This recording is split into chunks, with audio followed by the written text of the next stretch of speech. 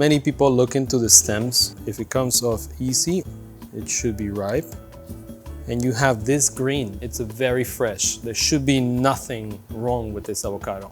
When you don't have that cover on top of it, then you source maybe something that has the brown colors in the avocado. That is a healthy branch brown, not a dark brown.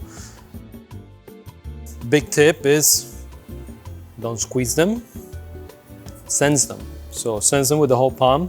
The softness of the avocado should be along the lines of the softness of your palm when you grab it. There's an indentation that forms when the avocado has been sitting for too long.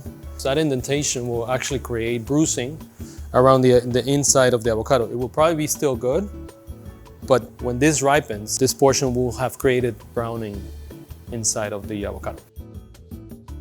Color is an indication, yes, but you can have sometimes green avocado that are ripe.